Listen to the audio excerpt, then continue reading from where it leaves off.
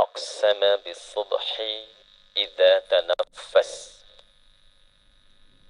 والصلاة والسلام على رسول الله نبينا وسيدنا محمد بن عبد الله الذي أبعد عن الوسوس. الصلاة والسلام على هذا النبي الكريم الحبيب الأمين وعلى آله وصحبه وذرياته وأمته إلى يوم الميعاد الذي فيه نتنفس بعد. Yang kita hormati dan semoga dengan penghormatan yang baik ini menghadirkan kemuliaan di sisi Allah Subhanahu wa taala. Para ulama kita, guru-guru kita yang hadir subuh kali ini, pengurus DKM Masjid Agung Sunda Kelapa. Alhamdulillah hadir bersama kita juga ada Bapak Panglima TNI Jenderal TNI Agus Subianto, sahabat kami. Kami bersahabat cukup lama. Sebelum beliau jadi Panglima, sekarang Allah amanahkan jadi Panglima. Dan insya Allah setelah jadi Panglima, persahabatan yang baik tidak dilekatkan dengan kedudukan atau harta. Persahabatan yang baik dilekatkan dengan kasih sayang, cinta dan keimanan karena Allah Subhanahu wa taala. Ada Pak Kabintal, Pak Wali Kota, lengkap ini ya. Kita semua hadir, mudah-mudahan digolongkan oleh Allah pada satu golongan yang disebut Nabi dan didokumentasikan oleh Imam Muslim dalam hadisnya. Khiyaru a'immatikum man tuhibbunahu wa yuhibbunakum. Para pemimpin dan rakyat yang baik itu adalah orang-orang yang saling mencintai. Mudah-mudahan di masjid ini kita dikumpulkan dalam suasana saling mencintai karena Allah Subhanahu wa taala. Dan dengan cinta itulah spiritnya kita mampu membangun bangsa dan negara kita menuju nilai-nilai kemakmuran yang diridhai oleh Allah Subhanahu wa taala. Bapak Ibu sekalian, baru saja kita menunaikan salat subuh berjamaah, diimami oleh imam kita dengan bacaan yang sangat fasih luar biasa. Semoga salat kita diterima oleh Allah Subhanahu wa taala. Dibacakan tadi surah Rum, surah ke-30 setidaknya sampai ayat ke-24. Memberikan pesan penting pada setiap muslim bagaimana menjalani kehidupan itu dengan terukur, terencana, dan diisi dengan nilai-nilai yang bermanfaat, yang manfaat itu dibawa sampai ia pulang menghadap Allah Subhanahu wa taala. Jangan sampai ada setiap muslim berkehidupan tidak tahu arah. Hanya bangun, tidur, makan, beraktivitas, tidur kembali. Nah, inilah pesan penting yang disampaikan dalam kesempatan subuh tadi. Dan menariknya Bapak Ibu sekalian, saya ingin tarik pada dua hal yang sangat penting. Ini mumpung masih dalam suasana Rajab 1446 Hijrah. Ada satu hadis yang populer didokumentasikan oleh Imam Muslim dalam kitab sahihnya nomor hadis terangkai dari 162 sampai dengan 164. Dan gurunya Imam Muslim, Imam Al-Bukhari, dengan riwayat yang sama menyantumkan juga hadis ini dalam kitab sahihnya nomor hadis setidaknya dari 3207. Riwayatnya tersambung pada sahabat Anas bin Malik radhiyallahu taala anhu dari Nabi sallallahu alaihi wasallam. Secara singkatnya, hadis ini dalam urutan yang panjang ingin menguraikan tentang esensi perjalanan spiritual Nabi Muhammad sallallahu alaihi wasallam dalam peristiwa yang kelak kita kenal dengan nama Isra Mi'raj itu. Isra-nya nanti ada di Quran surah ke-17, Mi'rajnya ada di Al-Quran surah ke-53, Al-Isra dengan An-Najm. Tafsirnya di Al-Bukhari dan Muslim. dari perjalanan Mekah ke Masjidil Aqsa di Palestina, Mi'raj, dari mulai menembus langit yang pertama disambut oleh Nabi Adam alaihissalam, langit yang kedua ada Nabi Isa alaihissalam dan Yahya alaihissalam, masuk kemudian tembus di langit yang ketiga, keempat, kelima, keenam, ketujuh, saya cepat sampai kemudian Sidratul Muntaha. Inti akhirnya adalah untuk mendapatkan hadiah dari Allah berupa perintah sholat 5 waktu. Jadi puncak perjalanan spiritual ini yang kemudian kelak dalam setiap bulan Rajab kita kenang dan kita peringati, intinya adalah mengembalikan kita pada esensi hadiah yang Allah berikan melalui Nabi Muhammad SAW, yaitu sholat. Pertanyaan pertama, seberapa penting sholat itu? Sampai saking pentingnya sholat ini, perintahnya tidak biasa. Bapak Ibu sekalian, zakat itu perintahnya turun ayat, keluarkan zakat. Wa aqimus shalah wa atuz zakat. Khudh min amwalihim shadaqah. Puasa perintahnya turun ayat, langsung kemudian tunaikan. Ya ayyuhalladzina amanu kutiba alaikumus siyam. Turun bulan Sya'ban tahun kedua Hijrah, sebulan kemudian Ramadan tunaikan. Haji juga begitu. Turun ayat tunaikan. Tapi sholat itu beda sendiri. Saking istimewanya, saking pentingnya, didahului oleh peristiwa dulu, diperjalankan terlebih dahulu. Nabi contohkan jadi imam bagi para nabi dan rasul sebelumnya, kemudian menembus berbagai lapisan langit, lalu kemudian mendapatkan perintah dari Allah untuk menunaikan ibadah salat. Istimewa perintahnya. Perjalanan dari bumi, kemudian ke langit, balik ke bumi, hanya untuk mendapatkan perintah salat itu. Jadilah kemudian 5 waktu salat yang kita tunaikan dalam sehari setiap pergantian waktu dalam keseharian kita. Subuh pindah ke siang, ada salat. Siang pindah ke sore, ada salat.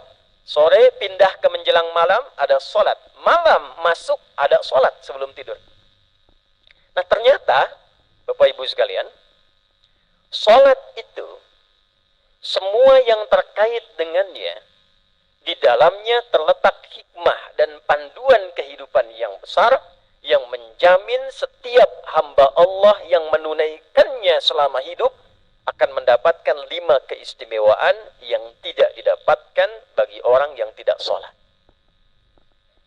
Perintahnya 5 waktu, pahalanya dikalikan 10 menjadi 50, dan keistimewaannya pun sama dengan jumlah penulaiannya. Ditunaikan 5 waktu, keistimewaannya 5. Dan semua nama yang melekat pada, baik nama sholatnya, gerakannya, bacaannya, dibuka sampai akhir, itu semua ada maknanya Pak Ibu. Jadi bukan sekedar nama biasa, bukan sekedar gerakan biasa, dibuka dengan takbir, ditutup dengan salam, tapi semua itu memiliki makna. Bagaimana caranya ada orang yang tadinya tidak baik, pelaku kriminal, itu dari mulai takbir sudah bisa menangis, selesai sholat jadi orang baik Pak. Dulu begitu. Ada orang yang rakusnya luar biasa, sholat jadi orang paling dermawan di masanya. Ada orang yang dulunya sombong, sholat berubah jadi orang yang rendah hati. Dan dengan sholat itulah mengantarkan satu kondisi masyarakat yang tadinya terbelakang, pasarnya rusak, egonya luar biasa, konfliknya begitu panjang, tiba-tiba kemudian dilatih dengan sholat ini, daerahnya berubah menjadi kota yang maju, mencerahkan, orang-orangnya baik. Sampai namanya disepakati berubah. Dari Yathrib menjadi Al-Madinah Al-Munawwarah. Nah sekarang pertanyaannya, dengan sholat yang sama, jumlah rakaat yang sama, dengan nama yang serupa, apakah hasilnya kita dapatkan sama dengan orang-orang dulu yang pernah menunaikannya? Sementara setiap tahun kita selalu kenang peristiwa Isra Mi'raj ini, kita hadirkan bahkan dalam suasana yang sedikit formal, dengan pengajian, dengan namanya memperingati Isra Mi'raj, dengan esensinya sholat, dari semua apa yang kita kerjakan dan kita hadirkan itu, berapa yang sudah kita dapatkan dari keistimewaan-keistimewaan yang melekat pada sholat itu. Nah, karena waktunya kita singkat, ini sampai jam berapa saya ceramah? Oh, baik. Ya, baik ya. Ibu silakan sampai jam 8. Saya jam 6 selesai ya. Itu sebelah sana sampai jam 8. Baik. Karena singkat kita bahas yang sederhana saja. Pertama, nama sholat. Barusan yang kita tunaikan namanya apa? Subuh. Dan dia satu-satunya nama sholat yang punya dua nama. Disebut dengan subuh, disebut juga dengan fajar. Baik. Selanjutnya setelah subuh sholatnya apa? Zuhur. Baik. Zuhur itu ditunaikannya di waktu apa? Siang. Siang itu bahasa Arabnya nahar. Kenapa sholatnya zuhur? Setelah zuhur itu apa? Asar. Asar itu ditunaikan di waktu sore. Sore itu bahasa Arabnya masa. Masa al-khair. Selamat sore. Tapi kenapa nama sholatnya asar? Setelah itu maghrib. Setelah itu tiba malam. Malam itu bahasa Arabnya apa? Lail. Ya kan? Kalau ada yang istimewa di malam itu lailah namanya. Ya, inna anzalnahu fi lailatul qadar. Kenapa pakai lailah? Karena ada yang istimewa di malam itu, beda dengan malam yang lainnya. Kalau malam standar lail, ya jamaknya layali. Laili, lela, lili, lala itu malam. Ibu leli, ibu malam-malam itu. Ya. Nah, kenapa penamaannya itu justru tidak menunjuk langsung kepada nama waktunya? Kita bahas waktu kita sekarang subuh. Dia punya dua nama, subuh dan fajar. Kata subuh disebutkan 3 kali dalam Al-Quran. Derivasinya asbah, asbahtum disebutkan 3 kali dalam Al-Quran. Jadi 3 tambah 3, 6. Fajar disebutkan 5 kali dalam Al-Quran. Derivasinya, kata kerja dan turunannya, itu ada 8 tambahan. Jumlahnya 13. Fajarnya 5, subuhnya 6. Bapak Ibu sekalian, subuh di dalam bahasa Arab itu bukan hanya menunjuk pada permulaan waktu yang diterjemahkan dengan awal pagi, tidak. Di dalam bahasa Arab kata subuh, sad, ba, ha, kemudian biasanya disertakan hamzah di depannya untuk menunjukkan tanya, asbah, itu menunjuk pada awal permulaan waktu yang diiringi dengan persiapan rencana yang terukur. Jadi kalau ada orang Arab bertanya begini, "Kaifa asbahta ya akhi?" Bagaimana kabar Anda pagi ini? Itu bukan hanya menunjuk pada kabar, tapi juga seakan meminta kepada kita keterangan tentang agenda kita di hari ini. Bagaimana kabar Anda di hari ini? Kegiatan apa yang sudah Anda susun di hari ini? Kira-kira jam 7 Anda ada di mana? Jam 8 apa yang Anda kerjakan? Nanti jam 9 aktivitas apa yang Anda punya? Nah, itulah subuh. Itulah yang menjadikan surah ke-81 At-Takwir di ayat ke-18 ketika dibuka oleh Allah dengan sumpah, Allah mengatakan was-subhi idza tanaffas. Dan aku bersumpah demi waktu subuh yang saat waktu itu muncul, maka awal beraktivitas bersamaan dengan nafas kita yang baru keluar, karbon dioksida terserap, oksigen mulai muncul, tumbuhan juga mulai mengeluarkan oksigen, hewan-hewan juga mulai beraktivitas, matahari kemudian mulai memberah kegelapan malam dengan sinarnya. Nah, ini yang nggak dihisab saja sudah punya rencana kehidupan. Kita manusia yang terukur, manusia yang memiliki arah, manusia akan dihisab seakan ditanya, was-subhi idza tanaffas. Aku bersumpah dengan waktu subuh, di awal nafas makhluk itu beraktivitas. Kamu punya rencana apa yang akan kamu kerjakan di hari ini?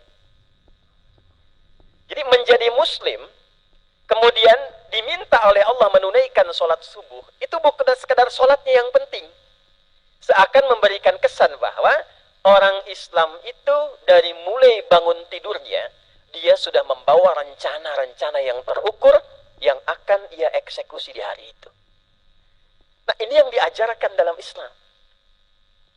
Bagaimana prakteknya yang dikerjakan Nabi Sallallahu Alaihi Wasallam? Kita buka misalnya ada satu kitab hadis rujukan, namanya Sunan Abu Daud. Jadi hadis itu ada kitab jami', ada sunan, ada musnad, ada mu'jam. Itu berbeda. Kalau Anda mencari yang tematik, saya ingin tahu kegiatan Nabi dalam keseharian 24 jam misalnya. Ya, maaf, beliau mengajarnya bagaimana, kalau di rumah seperti apa, bekerjanya bagaimana, tidurnya seperti apa, berpakaiannya bagaimana, tematik sifatnya, keluarkan kitab jami'. Seperti Sahih Al-Bukhari. Ada 97 topik, ayatnya apa, hadisnya apa, uraiannya bagaimana secara singkat. Kalau Anda ingin mencari tuntunan yang susunannya bersifat fikih, dari mulai bab tentang air, tentang sholat, tentang bangun dari tidur, menyiapkan agenda, itu cari kitab sunan namanya. Di antara kitab sunan yang populer, ada yang dituliskan, dikodifikasikan, dihimpun oleh sosok ulama besar, namanya Sulaiman, Syekh Sulaiman As-Sijistani, dari Sijistan. Saking beliau pakarnya dalam pengetahuan tentang hadis, itu kalau ditanya hadis, lisannya mudah melunakkan hadis. Ini sahih, ini dhaif, yang ini benar, yang ini bermasalah. Sampai ada komentar dari Ibnul Qayyim Al-Jauziyah rahimahullahu ta'ala, kalau dulu ada Nabi Daud mudah melunakkan besi dengan tangannya, maka ini Abu Daud mudah melunakkan hadis dengan lisannya. Nah, dari situlah diantara makna kunyah Abu Daud dipahami bukan sekedar kunyah biologis, tapi juga kunyah pengetahuannya tentang hadis. Nomor hadis 1367 dari Ibnu Abbas radhiyallahu taala anhuma. Bapak dan Ibu yang belum berangkat haji atau umrah, saya doakan mudah-mudahan dipercepat ya. Nah, baik. Tidak cukup dengan amin, nabung ya. Kenapa saya cerita ini? Saya gambarkan begini. Kalau nanti Anda mau tawaf, ada pintu namanya Babus Salam. Ya? Jadi kalau sekarang ini Zam-Zam, saya ilustrasikan begini. Ya, kalau ini nanti takutnya endorse, air masjid bukan? Nah, nanti bikin air supaya nanti muncul ya. Ini Zam-Zam, keluar, sampingnya ada Sofwa, di samping sini ada Istana Raja. Lurus, belok kanan. Ini arah umrah ke kanan. Nanti sebelah kiri itu ada pintu 26, Gate Ismail, masuk kita umrah. Sekarang, kita lurus saja ke kanan. Ini ada pintu keluar yang dari istana, CTV warna putih, satu. Terus sampai ke ujung, itu ada Gate Nabi. Hampir sebelum ujung, sebelah kiri ada pintu namanya Babus Salam. Belok langsung ke kiri, turun ke bawah, itu pintu sejajar dengan rumah Nabi. Saya pernah mengambil gambar, ya, matahari itu terbit dari bukit, persis di atas rumah Nabi, itu sinarnya persis ke Babus Salam lurus gitu. Ini bukan cocok logi ya, hanya waktu itu kelihatannya begitu. Jadi begitu turun dari Babus Salam, di balik pintu itu, dulu rumahnya sahabat Nabi, sekaligus paman Nabi, Abbas bin Abdul Muttalib. Punya anak yang bungsu namanya Abdullah. Abdullah ini dari sejak lahir, oleh ayahnya diniatkan menjadi pribadi khusus seorang ulama, pakar Quran, pakar hukum. Maka diinvestasikan oleh orang tuanya, langsung didekatkan ke Nabi dan disertakan selalu dalam majlis Nabi. Majlisnya di mana? Di Bukit Sofa itu, Darul Arqam. Jadi kalau dari situ kurang lebih 7 meter naik ke atas, di situ tempat seorang anak muda, pengusaha, entrepreneur, usia 17 tahun. Diajak oleh Utsman bin Affan radhiyallahu taala anhu masuk Islam, maka tergabung dalam 40 orang pertama yang awal masuk Islam. Dikenal dengan as-sabiqunal awwalun.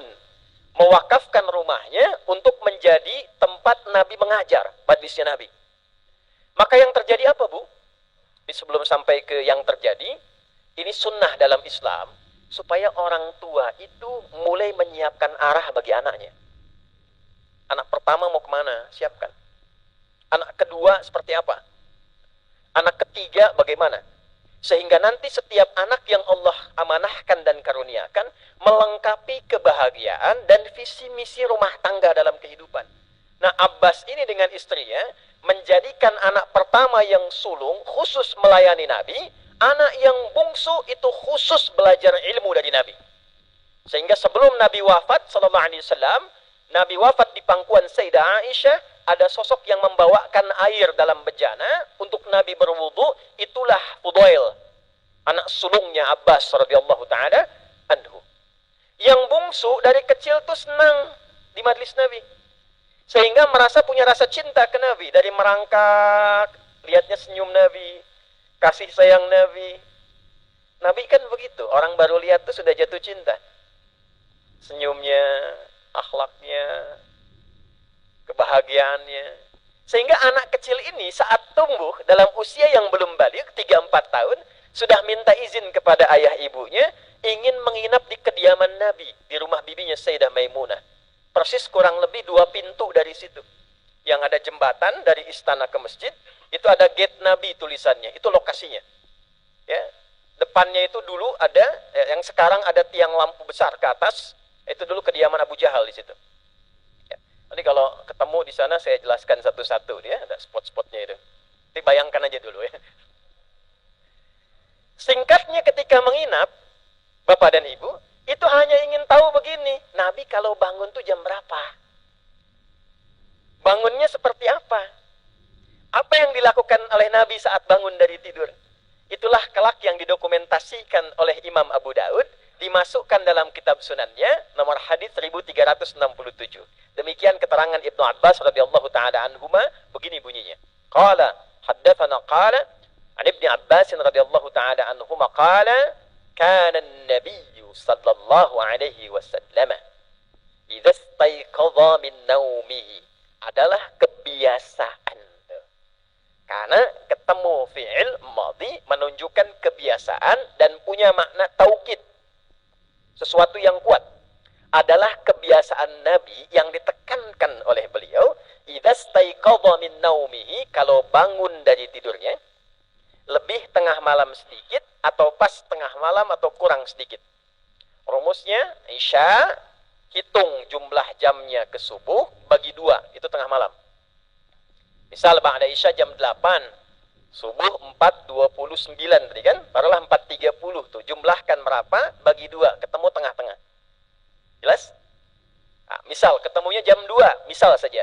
Bangun jam 2 lebih sedikit, setengah 3 atau jam 3, kadang pas jam 2, kadang kurang sedikit, misal. Nah, sekarang apa yang dikerjakan Nabi pertama kali? Pertama, fajalasa, Nabi duduk dulu. Nah, jadi nggak langsung berdoa, Bu. Ya, duduk dulu, tenangkan dulu, darahnya mengalir dulu dengan baik. Yang kedua, wa masaha biyadihi min athari naumi, Nabi menghilangkan dulu bekas ngantuknya. Ngantuknya hilang dulu. Nggak langsung baca doa. Jadi doa itu dalam Islam dipandu, dibacakan dalam keadaan sadar, bukan mengantuk. Alhamdulillahilladzi ahyana ba'dama amatana wa ilaihin nusyur. Bangunnya jam 3 pas amat melek setengah 6. Ya kan? Makanya coba dicek lagi di Masjid Agung Sunda Kelapa ini udah bagus adzan subuhnya tuh. Kadang beberapa tempat saya suka senyum sendiri, Bapak Panglima TNI itu kalau dengar adzan subuh. Di Arab itu sepanjang saya di sana, beberapa tempat itu kami belajar, subuh itu Pak, biasanya, ini lompat sedikit, kalau as-salatu khairum minan naum, itu salatnya panjang, naumnya pendek. As-salatu khairum minan naum. Di kita dibalik, Bu. As-salatu khairum minan naum. Tidur lagi kita. Naumnya yang panjang tuh. Nah, ini Nabi itu sadar dulu. Begitu sadar, baru berdoa. Nah, ternyata sebelum doa itu alhamdulillahilladzi ahyana, yang nanti diriwayatkan di Al-Bukhari, itu ada pengantar dulu. Wa qara'a khawatima Ali Imran. Ini yang jarang diviralkan. Jadi begitu beliau kemudian sadar, duduk, hilang bekas ngantuknya, lalu beliau membacakan 11 ayat terakhir surah Ali Imran.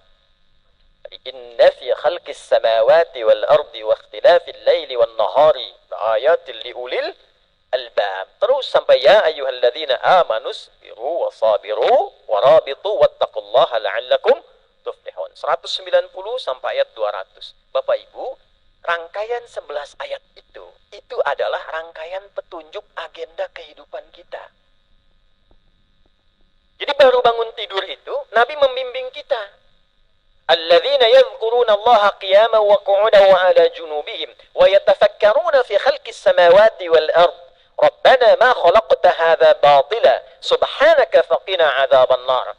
Dibimbing oleh ayat, dicontohkan oleh Nabi, orang Islam itu bangun dari tidurnya sudah menjadi pribadi ulul albab. Apa itu ulul albab? Singkatnya begini, orang cerdas yang paham esensi sesuatu. Teman-teman yang masih kuliah nih adik-adik, kenapa Anda belajar? Kenapa kuliah? Kenapa pilih kampus itu? Di ulul albab tuh nggak sekedar masuk, kemudian hanya ingin dapat ijazah, duduk paling belakang, kadang nggak pernah nanya, tidak. Dia paham, saya pilih itu karena ada harapan ke depan yang ingin saya wujudkan. Itulah ulul albab. Nah sama ketika kita memilih pekerjaan, itu ditanya balik oleh Allah. Kamu kenapa memilih itu? Mau kemana arahnya? Setelah paham, punya rencana yang baik, punya cita-cita, maka yang paling menarik adalah coba kamu renungkan dengan pikiranmu konsep aktivitasmu itu. Apakah engkau beraktivitas di daratan? Apakah engkau beraktivitas ada bagian di udara? Atau nanti yang ayat serupa di Al-Baqarah 164 lautannya. Jadi ada darat, laut, udara. Bapak Panglima itu ada ayat di Quran, ayat darat, laut, udara itu. Ya. Itu oleh Quran itu ditanya baru bangun tidur itu. Ya. Coba yang beraktivitas di darat, yang di laut, yang di udara kata Allah. Kamu mau kemana arahnya? Apa yang kamu sudah siapkan? Tafakkur itu merencanakan dengan pikiran kita secara strategis tentang aktivitas dan kegiatan yang akan kita lakukan. Wa yatafakkaruna fi khalqis samawati wal ard. Rabbana ma khalaqta hadza batila subhanaka faqina adzaban nar. Sampai ia menyusun kegiatan itu, puncaknya bukan hanya untuk menjalani aktivitas dunianya. Dari kegiatan dunia ini, legasi apa yang akan saya bawa sampai pulang menghadap Allah? Tuh, dari bapak yang usaha sekarang, kan udah mulai ngitung-ngitung. Sebelum tidur dihitung besok ngapain. Keuntungan, tuh kan? Kurang berapa. Itu ditanya balik oleh Quran dari sejak bangun tidur. Hei, kamu sekarang mau bergerak, mau berangkat, mau bisnis. Kalau kamu meninggal, yang dibawa pulang itu apa? Makanya ayat setelahnya, Rabbana innaka man tudkhilin nara faqad akhzaitah wa ma lidh-dhalimina min ansar. Ya Allah, sangat disayangkan kalau ada hambamu, ini ungkapan yang indah. Ya Allah, sangat disayangkan kalau ada hambamu yang punya perencanaan yang strategis, susunan yang teratur, dunianya sukses, tapi ternyata tidak menjadi bekal yang cukup untuk dia pulang mendapatkan rahmatmu. Ternyata dunianya sukses, akhiratnya nestapa dalam neraka.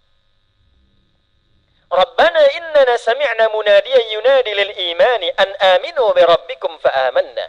Rabbana faghfir lana dhunubana wa kaffir 'anna sayyi'atina wa tawaffana ma'al abrar. Ya Allah, saya sadar akan esensi kehidupan ini. Saya mendengar seruanmu, saya siapkan rencana kehidupanku, aku jalani usaha duniaku untuk mendapatkan ridha dan rahmat di akhirat saat menghadap kepadamu. Susun. Terus sampai ke ujungnya sabar dalam menjalani kehidupan. Jadi baru bangun tidur itu, kita diminta oleh Quran untuk menjadi manusia berpikir tentang esensi kehidupan, rencanakan kegiatanmu, susun sampai sukses aktivitas duniamu, tapi jadikan itu sebagai investasi akhiratmu saat pulang menghadap Allah Subhanahu wa Ta'ala. Lalu sabar jalani itu. Itulah subuh. Itulah subuh. Jadi begitu dipanggil Allahu Akbar, connect kita tuh. Rencana sudah ada. Sudah siap dibacakan. Sesuatu yang kita bacakan, yang tersusun, mau dibacakan, itu Quran namanya. Nggak pakai alif lam. Itu umum. Kalau Quran itu umum sifatnya. Semua bacaan. Bisa zikir, bisa tasbih, bisa istighfar, bisa doa, bisa minta apapun. Tapi kalau bacaan tersusun dari Al-Fatihah sampai An-Nas berupa wahyu, itu namanya Al-Quran. Ada fajar, ada infajar, ada fujur, itu berbeda. Kalau infajar, nanti belum connect, begitu akhir nanti baru nyambung ya. Infajar itu pancaran materi secara fisik, ya, keluar memancar secara fisikal. Anda ngebor air, begitu dibor kedalaman tertentu, airnya keluar, itu infajar namanya. Al-Baqarah ayat 60, wa idzistasqa Musa liqaumihi faqulna durib bi'asakal hajar. Fanfajarat, bukan fajar tapi infajar. Pelajari ketika umatnya Musa, 12 suku minta diberikan masing-masing suku ini sumber air. Maka perintah Allah, Musa, pukulkan tongkatmu yang kayu ke batu, akan terbelah dan terpancar 12 mata air. Karena pancarannya ini pancaran materi, airnya langsung kelihatan keluar, Quran menyampaikan dengan diksi infajar. Tapi kalau nggak kelihatan, Pak, Bu, misal, ada pancaran dalam nafsu nih, mendorong seseorang berbuat yang tidak baik, memancar juga dari nafsu, dari hati. Dipancarkan ke pikiran, dirumuskan. Gimana caranya nih setelah kajian subuh, sendal yang tadi saya lihat yang bagus itu bisa saya dapatkan. Nah, misal, contoh aja gitu ya. Nah, itu pancaran yang nggak bagus, nafsu. Kayaknya kotak infaknya bagus juga nih. Begitu takbir misalnya kan, dia mundur tuh, takbir pertama, diambil. Itu namanya fujur. Dari fajar juga, tapi negatif fujur, lawannya takwa. Nah, fujur inilah yang ketemu dengan keluarnya dari nafas.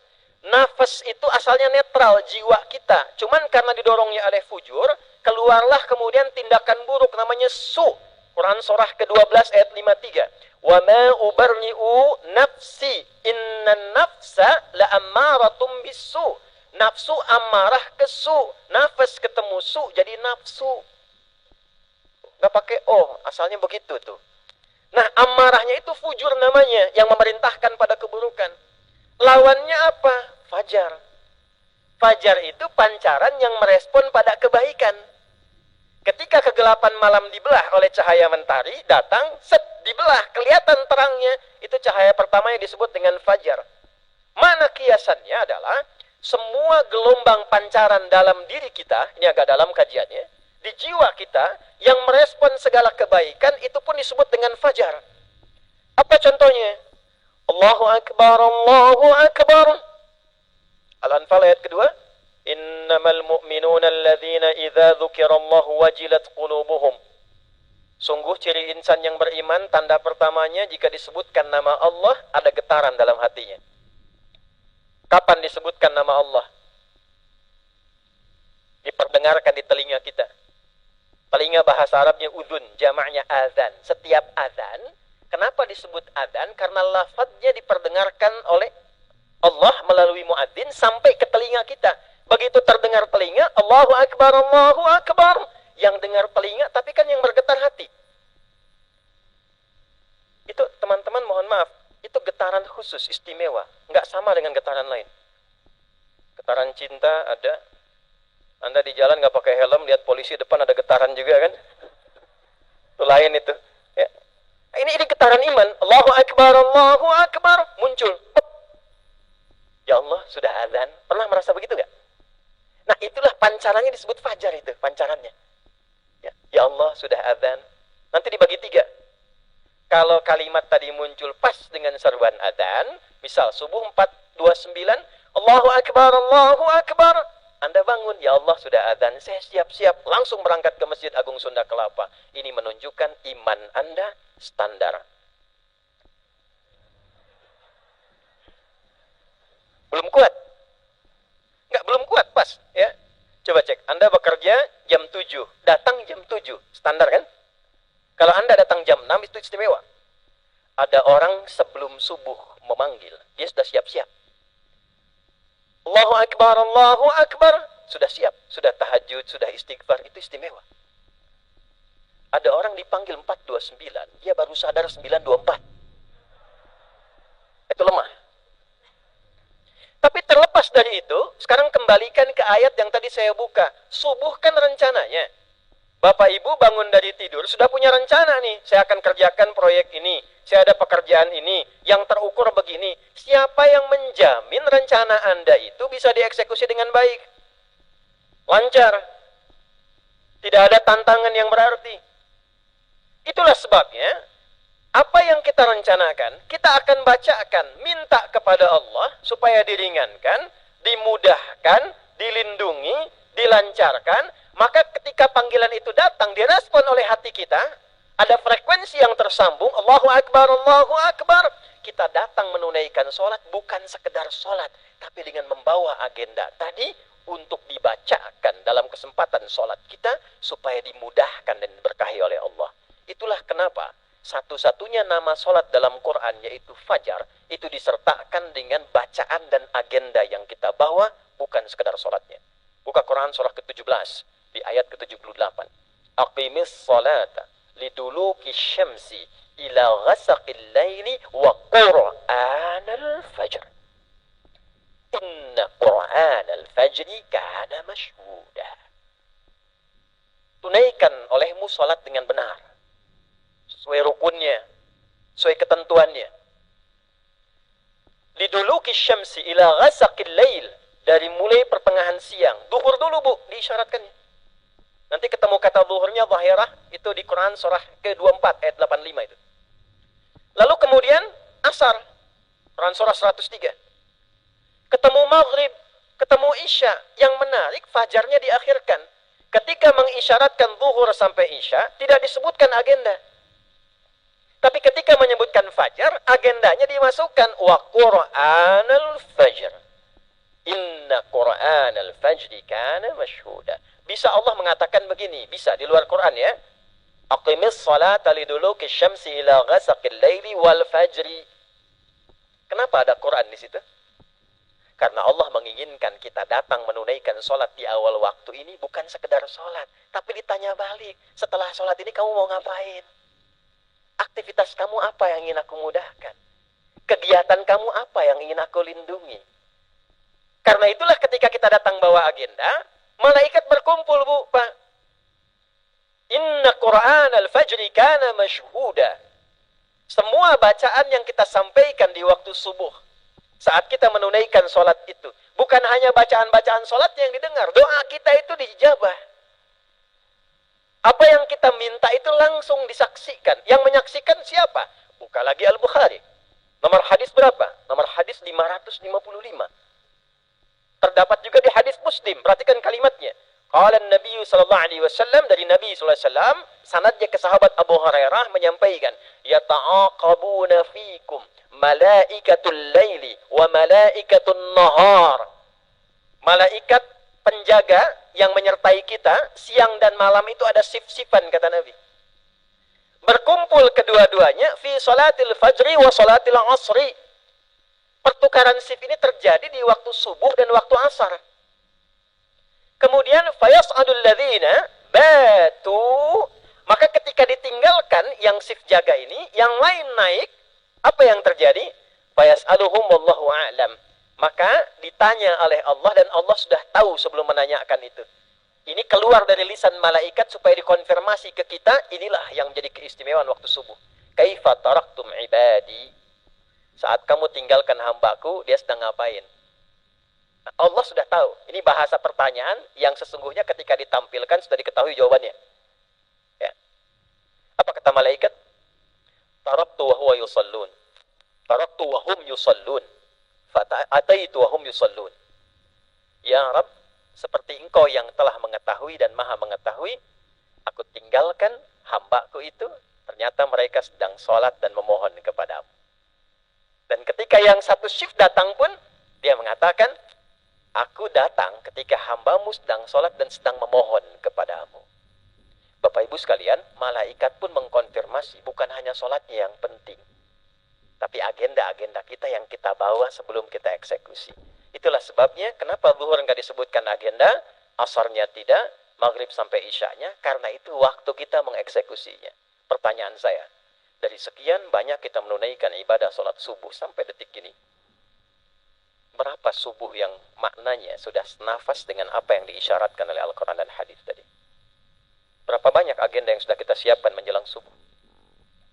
Bahkan ada orang, Bu, di Quran itu disebut oleh Allah itu langsung sebagai calon penghuni taman surga yang sedang beraktivitas di bumi. Pekerjaannya apa?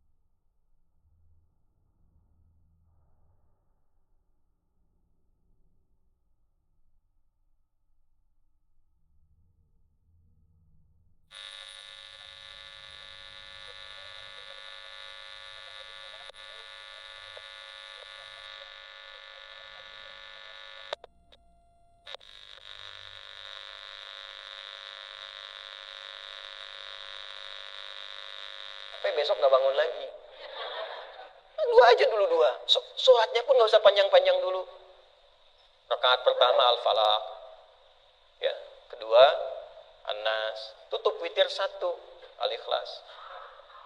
Wajahnya kan masih cool kan? Baca 3 ayat, 3 surat cool tuh ayat. Tuh satu. Ya, disesuaikan dulu. Baca yang ringan supaya kita merasa nyaman. Kalau Anda khawatir dekat ke subuh, artinya bangunnya mepet subuh. Bisa dari awal yang banyak, bisa pemula. Bangun jam 4, wudhu dulu. Habis dapat 2 rakaat, setelah itu witir, setelah itu tunggu istighfar. Kalau sudah lama, tambah lagi 2. Ad-Duha, Al-Insyirah, 4, Al-Falaq, An-Nas, Al-Ikhlas. Sudah nyaman, silahkan tambah. Mau Al-Baqarah, silahkan. Betul, mau Ali Imran, silahkan. Kalau sudah menikmati itu nggak kerasa, Bu. Nabi itu rakaat pertamanya. Rakaat pertamanya. Itu bisa 100 ayat Al-Baqarah. Paling minimal. Anda buka Al-Bukhari itu, nomor 2010 sampai 2012. Itu kelompok sahabat datang ke Sayyidah Aisyah. Mengatakan begini, kami ingin tahu sholat malamnya Nabi gimana. Kaifa kana sholatun Nabi SAW. Kata Sayyidah Aisyah begini, Bu. La tas'al an husnihinna wa turihinna. Kamu jangan tanya bagus dan panjangnya deh, susah diikutin. Karena penasaran, itu Abdullah bin Mas'ud radhiyallahu taala anhu, Ubay bin Ka'ab, Mu'adz bin Jabal dan sahabat yang lainnya berupaya ikut di belakang Nabi. Ternyata indah bacaannya. Nikmat ke hati. Nggak kerasa. Dikira 100 ayat Al-Baqarah, ternyata lanjut Al-Baqarah sampai selesai, rakaat pertama. Dikira akan ruku, nyambung Ali Imran 200 ayat. Dikira akan ruku, nyambung An-Nisa 176 ayat. Baru setelah selesai itu An-Nisa, Al-Baqarah sampai An-Nisa. Baru setelah selesai beliau kemudian ruku. Ya, kurang lebih ada 4 juz 5 halaman. Besoknya nggak ikutan lagi. Tapi ini manajemen bangun.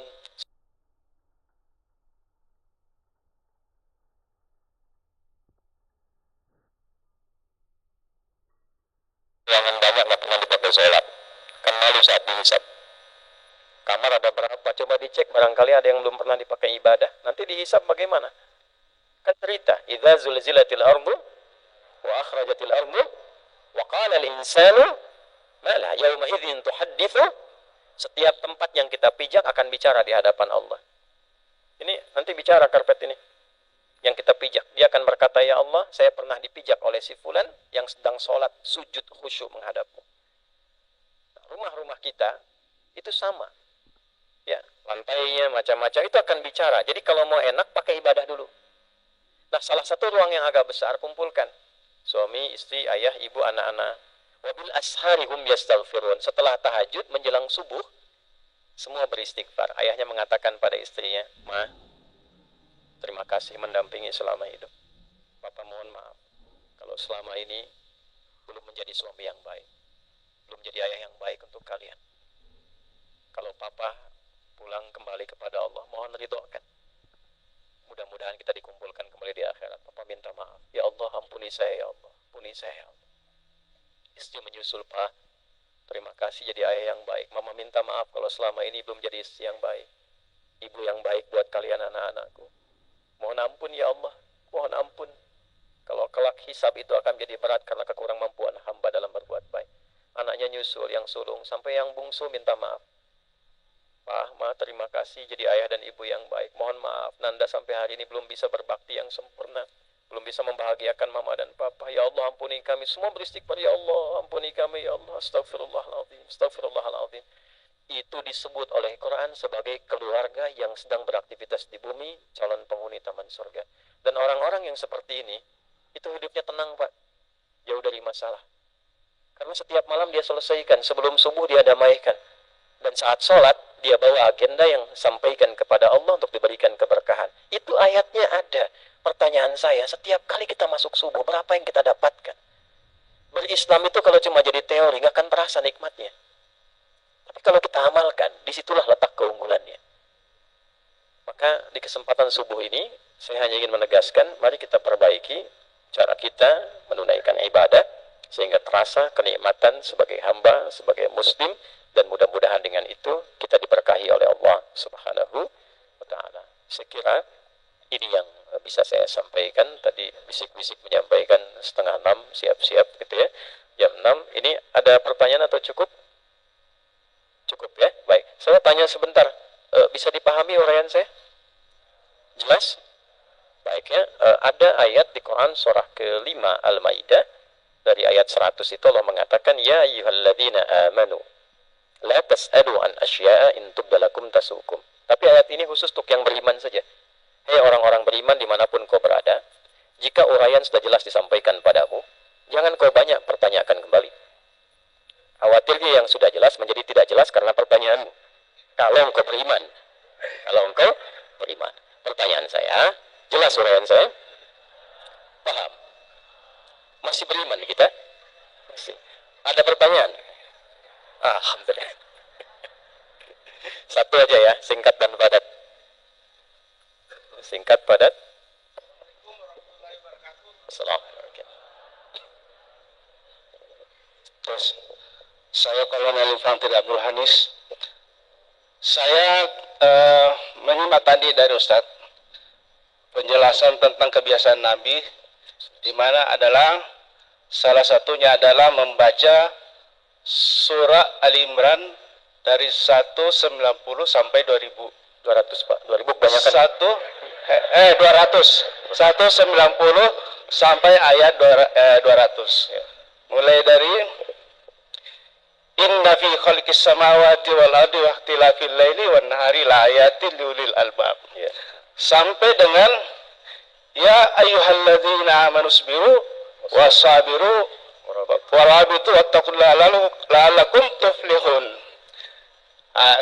Kita ini sebagian di sini adalah tentara. Saya mau penjelasan dari ayat terakhir itu, karena di situ ada bagian dari tugas pokok TNI. Ya ayyuhalladzina amanu sabiru wasabiru warabitu wattaqullaha la'allakum tuflihun. Terima kasih Ustaz. Terima kasih. Pertama saya ucapkan terima kasih pada Bapak yang bertanya sekaligus memberi isyarat. Ini bagus sekali. Sebetulnya beliau sudah tahu ingin memberikan penekanan di situ. Ya.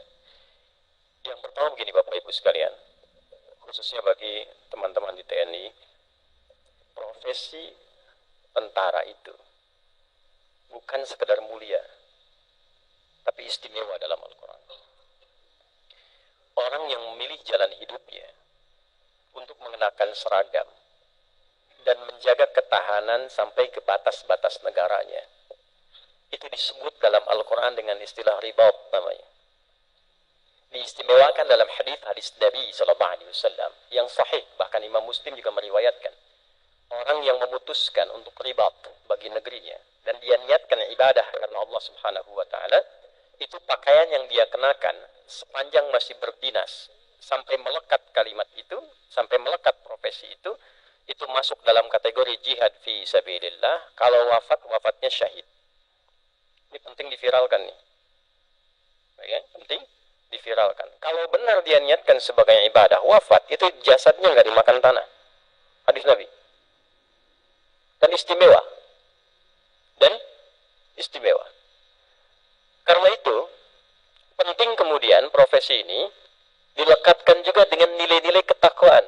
Makanya di Sabta Marga itu yang ketiganya ada takwa.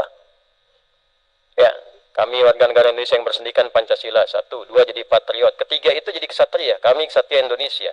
Ya kan? Yang bertakwa kepada Tuhan Yang Maha Esa, membela kebenaran, kejujuran, dan keadilan. Begitu ya, Pak ya?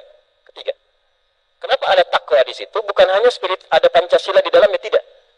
Tapi ulama kita itu sudah melekatkan kalimat takwa bagi orang muslim dipahami sebagai nilai ibadah. Ketika seragam saya kenakan, saya sedang ibadah. Begitu nilai itu dipakai, berubah dia, tugasnya bukan sekedar tugas, tapi ribat. Ribat. Jadi kalau dimasukkan ke ayat TNI, di ayat ke-200 tadi di surah Ali Imran, itu baru bangun tidur Pak, dibalik ke bawah tadi itu. Ya. Ketika bangun dari tidur, ya ayyuhalladzina amanu, ya disebutkan 361 kali dalam Al-Quran, itu fungsinya memanggil semua jarak. Padahal huruf panggilan ada 14 dalam bahasa Arab. Di Quran cuma 1 disebutkan, ya. Harfun nida, linida'il qarib, wal mutawassit, wal ba'id. Paham? Tidak. Huruf yang digunakan untuk memanggil dengan semua jarak. Baik jaraknya dekat, menengah, ataupun jauh. Ayyuha disebutkan 150 kali dalam Al-Quran. Ayyunya munada berfungsi menguatkan, haknya tanbih mengingatkan. Alladzina disebutkan 1080 kali dalam Al-Quran, mencakup semua tanpa kecuali. Laki-laki, perempuan, jabatan tinggi, biasa, masih awal, dan sebagainya. Masukkan ke tentara di situ. Ya ayyuhalladzina amanu, hai semua bagian dari TNI yang beriman pada Allah Subhanahu wa taala. Yang muslim, dikhususkan bagi yang muslim panggilannya. Sepanjang engkau masih merasa punya iman. Apakah engkau seorang laki-laki, perempuan, jabatanmu sudah tinggi, atau engkau baru tamtama, atau engkau bintara, atau engkau sudah perwira, dimanapun engkau berada. Apakah tugasmu sedang dekat, ataukah menengah, atau jauh di perbatasan. Untuk menunaikan tugasmu dengan seragam kebanggaanmu itu. Isbiru. Sabar dalam menjalankan tugasmu. Profesional, punya rencana yang kokoh. Anda ditugaskan di mana? Jangan sebagai cuma menempat, dapat kedudukan, jalani, naik pangkat, selesai. Tidak, bukan begitu caranya. Tempatkan di mana, siapkan diri kita. Bikin legasi terbaik. Tunaikan secara profesional. Sempurnakan tugas yang disampaikan. Begitu diperintahkan, lakukan dengan sempurna. Sepanjang kemampuan kita. Diukur dari mulai subuh itu sudah siap rencana. Isbiru, sabar. Jangan banyak keluhan. Lalu ditempatkan, sudah minta sket baru. Nggak usah. Siapkan aja, tunjukkan. Kita layak ada di situ. Nggak mungkin Allah tempatkan, izinkan, kecuali ada hikmah yang terbaik untuk kita. Wasabiru, tularkan kesabaran itu pada orang sekitarmu. Anak komandan di mana? Di Kodim. Tularkan. 400 anggotanya, kurang lebih. Sampaikan. Ayo, kita jadi prajurit yang profesional. Bangga dengan seragam kita. Niatkan sebagai ibadah karena Allah. Kita bukan hanya sekedar menjaga keamanan, ketahanan di negeri ini, tapi kita sedang beribadah. Ibadah di hadapan Allah. Tularkan itu. Jadi jangan pintar sendiri. Jangan hebat sendiri. Komandannya hebat, tapi prajurit tidak dapat percikan kehebatan itu. Itu belum menjadi pemimpin yang hebat. Tularkan. Warabitu, ikat. Tanamkan pada hati yang kuat. Ikat, intelektualitasnya diikat.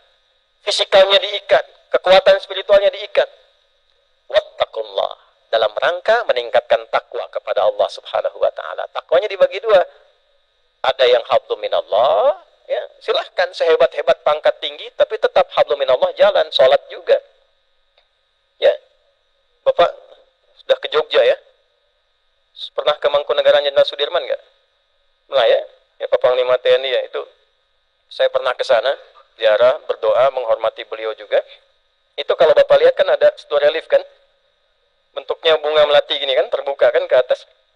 Lalu ada 5 bagian di situ yang dipahat, dari mulai April beliau merenung. Setelah itu ada perjuangan dengan alutsista sederhana kan? Setelah itu alutsistanya bertambah jadi bagus kan? Yang keempat, rame-rame merdeka kan?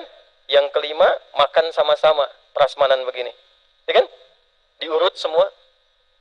Apa artinya perenungan ini, Pak? Beliau seorang guru, panglima hebat, pemikir yang hebat, zikirnya jalan. Setiap masuk ke berbagai tempat, ditempatkan dimanapun, renungkan. Bikin konsep yang bagus, rencanakan yang baik. Walaupun perangkat sederhana, jalankan dengan profesional, jangan mengeluh. Yang hebat itu ditempatkan dengan fasilitas seadanya, tapi dia bisa merubah, itu menjadi lebih baik. Setelah itu gabung dengan rakyat, menunggal. Cirinya apa? Nih Panglima TNI senang makan bareng-bareng tuh. Ya, satu kali waktu Dansat beliau mintanya jangan makan ini, kita makan bareng-bareng tuh. Ya, pakai hamparan pisang itu sama-sama gitu. Tuh Jenderal Sudirman dulu begitu. Setelah itu apa yang terjadi? Melatinya terbuka, Pak. Dari kolonel, bintang turun. Turun dari mana? Kalau kembalikan ke Pancasila, sila pertama itu kan bintang itu ketuhanan yang Maha Esa, Pak. Artinya apa? Ketika mendapat bintang, sejatinya bukan hanya pangkatnya naik, tapi hubungannya dengan Allah pun bertambah. Qulillahumma malikal mulki tu'til mulka man tasha wa tanzi'ul mulka mimman tasha wa tu'izzu man tasha wa tudhillu man tasha biyadikal khair innaka ala kulli syai'in qadir. Ketika bintang itu turun, makanya reliefnya kenapa terbuka begini untuk menandakan yang dari atas turun. Kalau sudah turun bintangnya, bukan sekedar naik pangkatnya, tapi juga hisabnya di akhirat kelak akan meningkat, keistimewaannya pun naik. Maka jagalah hubungan ketakwaanmu dengan Tuhan yang Maha Esa. Ribat. Wattaqullaha la'allakum tuflihun. Tuflihun itu ada 2 kata, success and happiness. Kalau cuma sukses saja, itu fauz namanya. Disebutkan 29 kali dari pasnya di Quran. Ya, fauzi, faiz, faizah, faizin, itu orang yang diharapkan sukses dalam hidupnya. Walaupun belum tentu bahagia. Nah, salah maknanya. Sebaliknya falah, itu orang diharapkan bahagia dalam hidupnya. Ya, fariha, fariha, farhan, farah, itu ya. Muhammad Farhan misalnya, Farah Queen misal contoh, ya. Itu artinya orang diharapkan bahagia dalam hidupnya. Walaupun secara nama belum tentu sukses. Ibu pilih mana? Kaya tapi gelisah atau miskin tapi tenang? Enggak ada pilihan ketiga, saya tahu saya. Pilih. Nah, kalau digabungkan sukses dan bahagia, kaya tapi tenang, maka falah namanya. Kalau engkau ingin falah, maka bekerjalah, kata kerjanya aflaha. Kalau dibentuk yang kedua jadi tuflih, jamannya tuflihun. Caranya bagaimana? Ini yang mau saya sampaikan. Baca ayat, rasakan kita jadi tokoh yang kedua. Ada yang mengkhitob, ngajak bicara ke kita. Siapa? Allah. Jadi kalau baca ayat itu, Pak, sebagai tentara, rasakan Allah sedang menyampaikan kepada kita. Hei fulan, hambaku, pangkatmu ini, kenakan seragammu dengan kebanggaan. Istimewa, sabar jalani tugas. Profesional, tularkan ini pada bawahan-bawahanmu seluruhnya. Jaga ini semua, tingkatkan takwamu, aku jamin engkau sukses dan bahagia dalam hidup dunia dan akhiratmu. Nggak cukup dengan amin, kita mulai dulu tuh. Ya, support. Makanya disupport, ayatnya support, bantu, semua doakan. Maka tutup dengan surat Quraisy, ilafihim rihlatash syita. Baik, nah ini 3 kunci, 3 pilar stabilitas negara. Falyabudu rabb hadzal, agamanya kuat. Alladzi at'amahum, jangan sampai ada yang lapar. Makanya ketahanan pangan penting. Ya, saya usulkan ini ya, bukan jadi sekedar proyek dari pemerintah ada. Kita rakyat juga bikin gerakan menanam nasional. Gerakan Indonesia menanam, bikin. Ya, kita ada lahan kecil, tanam ya, tanam sing. Itu ada di hadis banyak kok. Tanam, supaya ketahanan itu kompak semuanya bareng-bareng. Kalau ada yang lapar, kriminal pasti tinggi. Tapi kalau laparnya hilang, kitanya kompak, semua sejahtera, nyaman, pikirannya fokus. Yang ketiga, wa amanahum min khauf. Itulah TNI. Di situ ada Polri. Nah, rakyatnya merasa tenang, aman dari kekhawatiran. Jadi dari 3 pilar bernegara, Bapak menempati satu pilar yang sangat pokok. Bagian dari itu menghadirkan ketahanan, ketentraman supaya rakyatnya nyaman. Ya, kalau 2 aja ada, laparnya nggak ada, aman, pokok, bagus, belum tentu nyaman, Pak. Kalau hatinya gelisah, agamanya nggak bagus. Lihat negara-negara di luar itu, Jepang tuh bagus, damai, disiplin, tentram, tapi karena keimanannya belum tertanam dengan kuat, sedikit gelisah bunuh diri. Banjir itu mayornya bisa minta maaf, menyesal, bunuh diri, Pak. Di kita banjir berenang. Ya kan? Kenapa? Karena spiritualnya kuat, cuman fondasinya perlu kompak. Saya kira itu ya yang kita sampaikan. Mudah-mudahan berkah pertemuan kita di pagi hari ini. Saya kira cukup ya. Saya mau terbang ke Solo, ke Jogja, Pak. Boleh, cuman kalau saya telat, Bapak tanggung jawab ya. Cepat aja, Pak, singkat Bapak aja. Singkat aja. Silakan. Langsung saya dengar.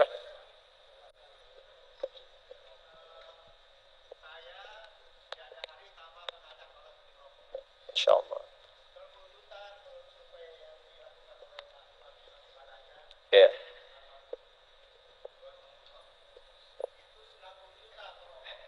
Ya.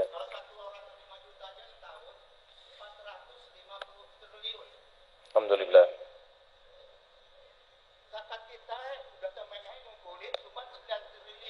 Ya. Pertanyaannya? Langsung pertanyaan. Waktunya terakhir. Mungkin yang merokok itu mayoritas merokok. Baik. Nah itu sudah Baik. diadari tanpa mengajak orang itu merokok. Masya Allah, makasih. Nah itu aja yang beliau ingin sampaikan. Mudah-mudahan ada manfaat untuk kita semua. Jadi saya kira sudah jelas pesan yang disampaikannya. Mudah-mudahan kita diberkahi, negara kita makmur, saling bekerja sama dengan baik. Kita akhiri dengan doa pada Allah Subhanahu Wa Taala. Allahumma taqabbal minna innaka antas sami'ul alim wa tub 'alaina innaka antat tawwabur rahim. Allahumma nahmaduka hamdan kama 'allamtana an nahmadak wa nashkuruka shukran kama 'allamtana an nashkur. أنت المقدم وأنت المؤخر بيدك الخير إنك على كل شيء قدير اللهم نصلي ونسلم على حبيبك الكريم رسولك المصطفى الأمين سيدنا محمد وعلى آله وصحبه أجمعين ربنا لا تدع لنا في مقامنا هذا ذنبا إلا غفرته Ya Allah, kalau ada pendosa hadir di masjid atau sekitaran masjid ini, mohon jangan biarkan dia meninggalkan masjid ini kecuali Engkau ampuni seluruh dosa-dosanya. Wala hamman illa farajtah, jika ada di antara kami yang datang membawa kegelisahan, jangan biarkan ia pulang meninggalkan masjid ini kecuali Engkau telah tenangkan keadaan hatinya.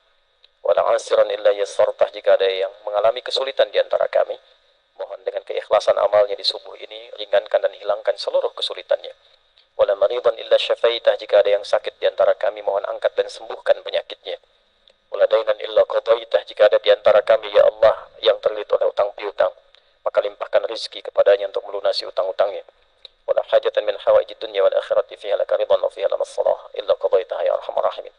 Ya Allah, kami menyadari setiap kami memiliki hajat yang tersembunyi. Jika ada yang tersimpan dalam hati setiap hamba-Mu ini bernilai baik untuk dunia dan akhiratnya, maka mohon kabulkan dan ridhai ia ya Arhamar Rahimin. Allahumma ja'al jam'ana hadza jam'an marhuma wa tafarruqana min ba'dihi tafarruqan ma'suma. Ya Allah, jadikan pertemuan kami di subuh ini yang mengikat kasih sayang dan kebaikan di antara kami. Dan bila pun kami mesti berpisah, jadikan perpisahan kami mengeratkan silaturahim dan kebaikan di antara kami. Allahumma ya arhamar rahimin, Allahumma khfad biladana Indonesia waj'alha baldatan tayyibatan wa anta tardaha. Ya Allah, mohon jaga negara kami Indonesia, jadikan negara yang makmur, yang baik, yang Kau ridhai ya arhamar rahimin. Wahfad umara'ana wa ru'asa'ana ya arhamar rahimin waj'alhum udala wahdihim ila siratikal mustaqim liyakhaffifah hisabahum yawmal qiyamah. Ya Allah, mohon jaga para pemimpin kami level pusat sampai daerah, sehatkan mereka ya Allah, berikan kebaikan pada mereka, sabarkan keluarga mereka, bimbing, berikan hidayah pada mereka untuk bersikap adil dalam keputusan mereka yang meringankan hisab mereka di hari kiamat. Allahumma khfad ulamana waj'alhum mukhlasin lakaddin waj'alhum munawwirin ya arhamar rahimin li isyrafil mujtama' islami khasatan fi Indonesia. Ya Allah, mohon jaga para ulama kami, ikhlaskan mereka ya Allah, cerahkan mereka, jauhkan mereka dari sifat-sifat yang tidak baik, jauhkan dari perpecahan, satukan dalam kebaikan untuk menuju Indonesia yang berkemajuan dan mencerahkan. Allahumma hafadh wa barik ya Allah hadal masjid Agung Sunda Kelapa. Barik ya Allah min muassisihi wa mu'tamirihi wa jama'ati ila yaumin alqaka ya arhamar rahimin. Ya Allah, mohon berkahi Masjid Agung Sunda Kelapa ini. Berkahi ya Allah orang-orang yang terlibat dalam mendirikannya, menginisiasi, memakmurkannya sampai hari ini, sampai kapanpun saat kami kembali kepadamu ya Rabbal Alamin. Jangan biarkan ada tempat bagian di masjid ini yang tidak berkah ya Rabbal Alamin. Rabbana atina fid dunya hasanah fil akhirati hasanah wa qina adzabannar. Allahumma ataina Allahumma ataina Allahumma ataina wa da'awna fastajib du'ana kama wa'adta ya arhamar rahim. Ya Allah, Engkau perintahkan kami salat berjamaah, kami datang. Kau perintahkan kami makmurkan masjid, kami lakukan. Kau perintahkan kami berdoa, kami panjatkan. Dan Kau janjikan untuk menjawab doa-doa kami, mohon kabulkan. Jika dengan semua apa yang kami kerjakan belum mampu ya Allah dengan itu mengabulkan doa-doa kami, maka mohon tunjukkan kepada kami dengan cara apa lagi kami mesti memohon kepadamu. Bifadlika subhana rabbika rabbil izzati amma yasifun. Wassalamun alal mursalin wa akhiru da'wana subhanakallahumma rabbana wa bihamdika asyhadu an la ilaha illa anta nastaghfiruka wa natubu ilaik walhamdulillahi rabbil alamin.